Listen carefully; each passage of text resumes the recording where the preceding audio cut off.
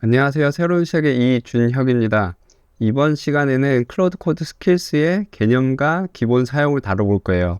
클로드.md와는 다르게 온디맨드로 로드되는 워크플로 패키지예요. 어떻게 호출되고 어떤 구조로 되어 있는지 함께 살펴볼 거예요.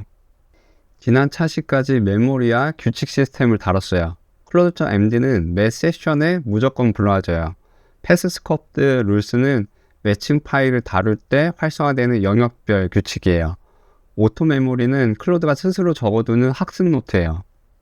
세 가지 모두 공통점이 있어요. 자동으로 컨텍스트에 들어간다는 점이에요. 사용자가 호출하지 않아도 클로드가 판단하지 않아도 조건만 맞으면 알아서 불러와줘요. 스킬스는 이와 달라요. 온디맨드로 로드되는 워크플로우와 지식 패키지예요. 호출됐을 때만 컨텍스트에 포함돼요. 따라서 매 세션 컨텍스트를 늘리지 않아도 돼요. 호출 경로는 두 가지가 있어요. 사용자가 슬래시 명령어로 직접 부르는 방식이 있고 클로드가 작업과 관련있다고 판단해서 자동으로 매칭하는 방식이 있어요. 어느 쪽이든 결과적으로 내용이 컨텍스트에 들어와요. 스킬은 디렉토리예요. .cloud skills 이 아래에 디렉토리를 만들고 그 안에 skill.md를 넣어두는 구조예요. skill.md가 진입점이고 디렉토리 이름이 그대로 슬래시 명령 이름이 돼요. 언제 스킬스로 옮기면 좋을까요? 같은 절차를 채팅에 반복해서 붙여넣고 있다면 스킬로 사용할 때예요. 또는 클로드.md의 한 섹션이 기존 규칙에서 절차에 대한 내용으로 점점 커졌다면 스킬로 분리하는 게 좋아요. 세 가지를 표로 비교해 볼게요. 클로드.md는 매 세션 시작 시 전체가 로드돼요. 패스 룰은 매칭 파일을 리드할 때만 로드돼요. 스킬은 호출됐을 때만 로드돼요. 고정적인 규칙의 경우 클로드.md, 영역별 규칙이라면 패스 룰, 절차나 워크플로우라면 스킬로 정리하는 게 맞아요. 스킬스는 프로그레시브 디스클로저를 따라요. 점진적 노출이라는 뜻으로 3단계로 나눠 로드되는 구조예요. 에이전트 스킬스, 오픈 표준의 핵심 메커니즘이에요. 3단계는 이렇게 돼요. 첫째, 디스커버리예요. 세션 시작 시 이름과 설명만 로드돼요. 둘째, 액티베이션이에요. 호출되는 순간 skill.md의 본문이 컨텍스트에 들어가요. 셋째, execution이에요. 클로드가 본문 지시를 따라요. 이 구조가 왜 중요할까요? 스킬을 수십 개 만들어 두어도 평소 컨텍스트 비용은 이 스킬들의 설명, 크기 합계만큼만 들어요. 본문의 무게는 호출 순간에만 나가요. 단 한 가지 알아둘 점이 있어요. 본문은 한 번 로드되면 세션 끝까지 컨텍스트에 남아요. 그리고 클로드 코드는 같은 파일을 다시 읽지 않아요. 그래서 본문은 단순히 한 번만 실행할 내용이 아니라 이 작업 동안 상시적으로 지킬 내용으로 작성하는 게 맞아요. 이제 skill.md 구조를 살펴볼게요. 스킬 디렉토리는 이런 모양이에요. skill.md는 필수, 그리고 자세한 내용이 담긴 reference.md나 examples, scripts 폴더는 모두 옵션이에요. 규칙에 맞춰 원하는 대로 추가해 주시면 돼요. skill.md는 두 부분으로 이루어져요. YAML, 프론트 매터 부분은 클로드에게 언제 사용하는 스킬인지 알려줘요. 마크다운 본문은 호출됐을 때 따를 지시예요. 한번 최소 기준으로 만든 예시를 살펴볼게요. 네임과 디스크립션을 넣고 본문에 4단계 지침을 넣었어요. 비유로 시작하기, 다이어그램 그리기, 코드 단계별 설명하기, 주의사항 강조하기예요. 이렇게만 만들어도 스킬이 동작해요. 디스크립션이 핵심이에요. 클로드가 자동 호출을 결정할 때 이걸 봐요. 사용자가 자연스럽게 입력할 단어들이 들어가야 매칭이 잘 돼요. 예를 들어 이거 어떻게 동작해나 코드 설명해줘 같은 표현이에요. skill.md의 공식 권장 한도는 500줄 이하예요. 핵심 내용은 별도 파일로 분리하는 게 좋아요. skill.md에서 명시적으로 가리키는 방식이에요. 대가로로 reference.md를 링크하면 돼요. 프론트 매터에 사용 가능한 필드들이에요. name은 슬래시 명령 이름이고 description은 무엇을 언제 사용하는지, 그리고 disable model invocation은 클로드 자동 호출을 차단해요. 반면 유저 인보커블은 사용자 호출을 차단해요. allowed tools로 도구를 사전 승인하고 컨텍스트를 fork로 두면 서브 에이전트로 동작시킬 수 있어요. 스킬을 어디 두느냐에 따라 누가 사용할 수 있는지 결정돼요. 4단계 계층 구조로 되어 있어요. 첫째, 엔터프라이즈는 관리되는 위치에 두고 조직 모든 사용자에게 적용돼요. 둘째, 퍼스널은 홈 디렉토리 아래 닷클로드 스킬스에 두고 개인의 모든 프로젝트에 적용돼요. 셋째, 프로젝트는 저장소 안에 닷클로드 스킬스에 두고 이 프로젝트에만 적용돼요. 넷째, 플러그인 스킬은 플러그인이 활성화된 환경에서만 동작해요. 같은 이름이 충돌하면 우선순위가 정해져 있어요. 엔터프라이즈가 가장 높고 그 다음에 퍼스널, 마지막에 프로젝트예요. 플러그인 스킬은 플러그인 네임, 콜론, 스킬 네임, 형태의 네임스페이스가 붙어서 다른 계층과 충돌하지 않아요. 세션 중에 스킬 파일을 추가하거나 수정하거나 삭제해도 즉시 반영돼요. 재시작이 필요 없어요. 단 스킬 디렉토리 자체를 새로 만들었다면 한 번은 클로드 코드를 재시작해야 등록돼요. 몇 가지 예외 경우가 있어요. add 디렉토리 플래그는 보통 파일 적분만 추가하지만 스킬은 예외로 자동 로드돼요. 모노레포에서 서브 디렉토리에 들어가면 네스티드 위치도 자동 발견돼요. 닷클로드 커맨즈도 여전히 동작해요. 최근 중요한 변경이 있었어요. 예전에 커스텀 커맨즈가 스킬스로 통합됐어요. 닷클로드 커맨즈 deploy.md 파일도 동작하지만 이제는 닷클로드 스킬스 deploy skill.md 디렉토리 형태가 권장이에요.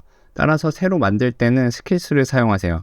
서포팅 파일스나 추가 프론트 매터 옵션, 클로드 자동 호출 같은 기능을 더 사용할 수 있어요.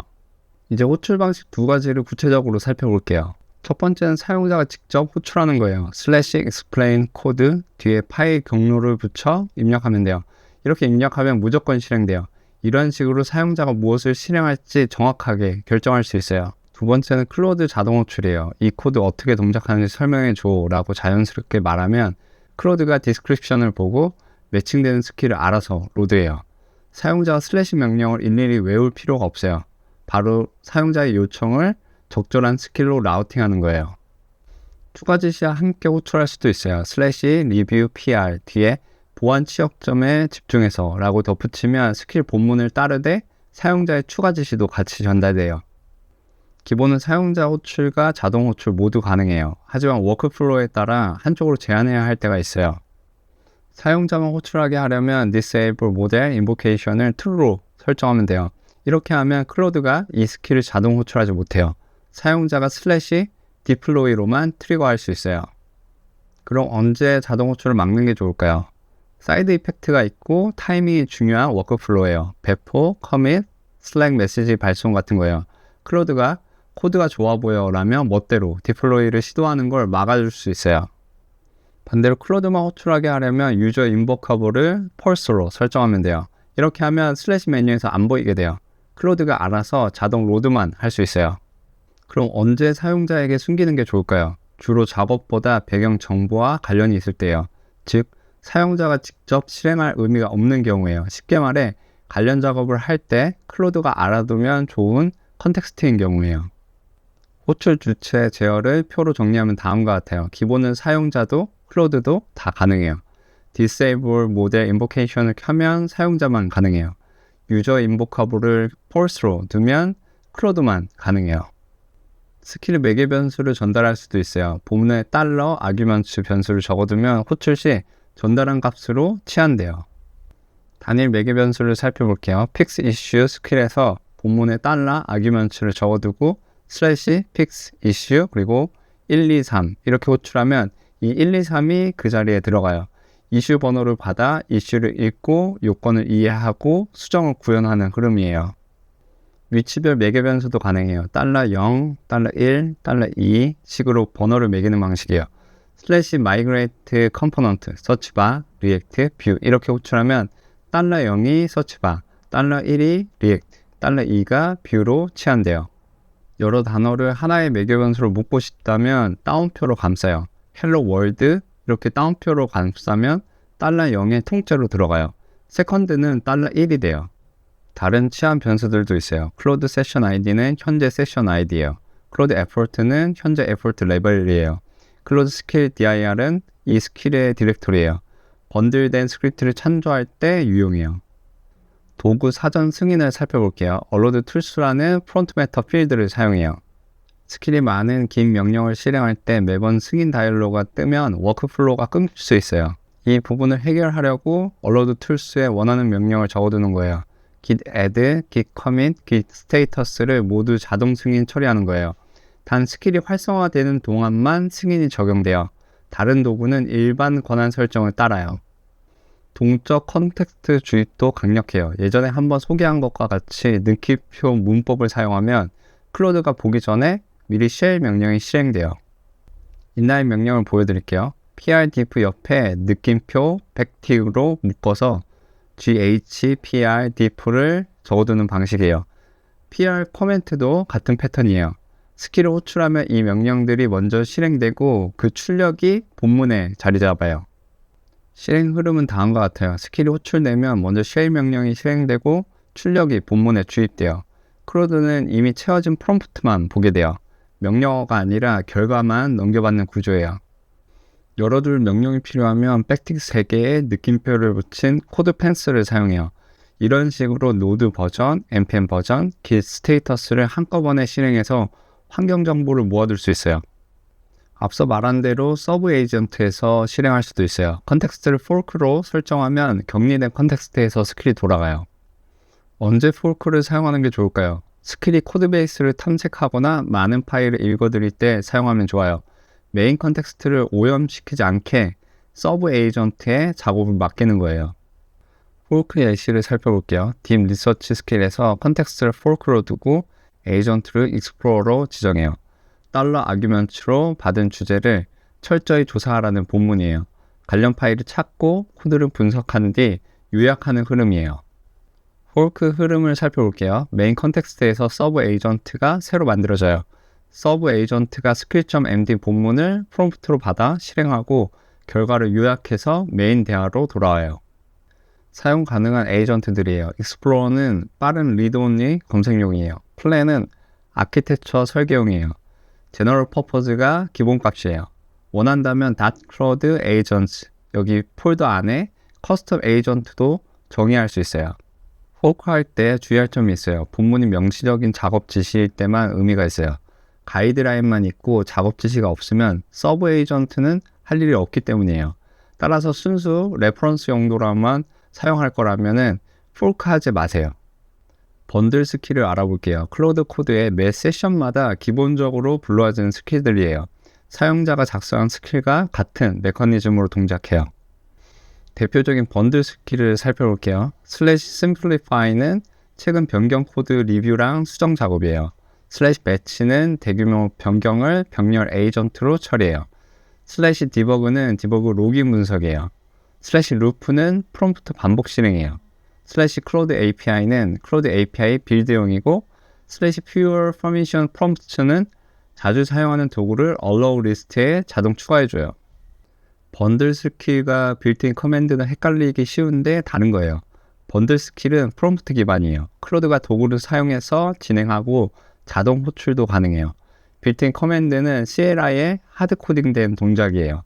앞에서 배웠던 /clear, /compact, /permissions 같은 명령들이에요. CLI가 직접 실행해요.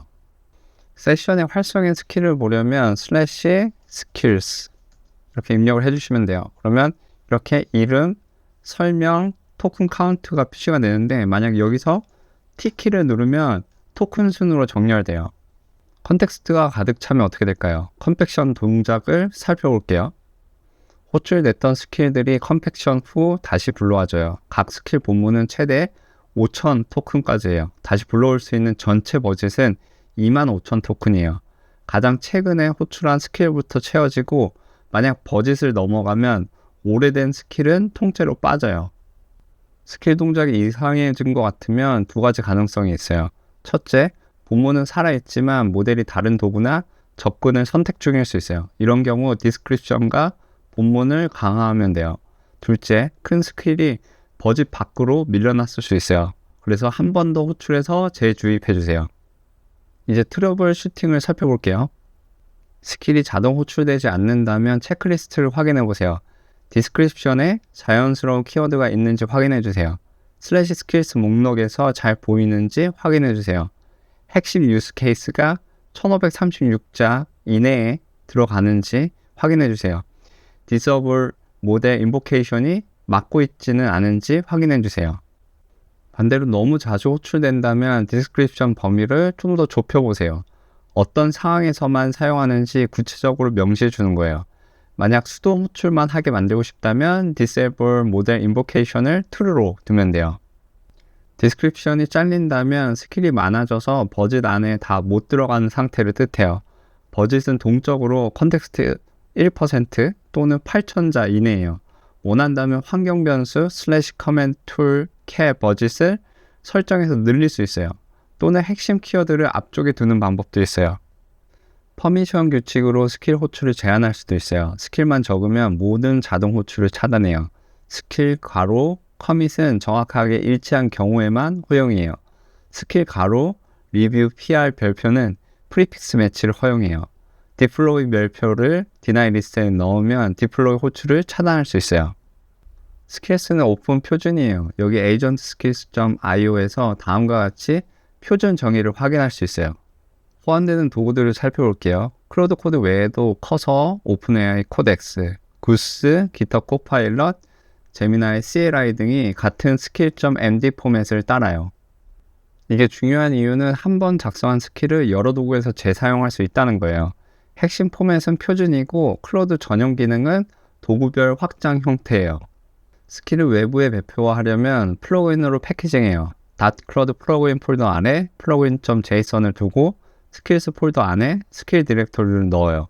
스킬, 서브 에이전트, 훅, MCP 서버를 하나의 단위로 묶어서 배포할 수 있어요. 그럼 저는 여기서 마무리하고 다음 시간에 뵐게요.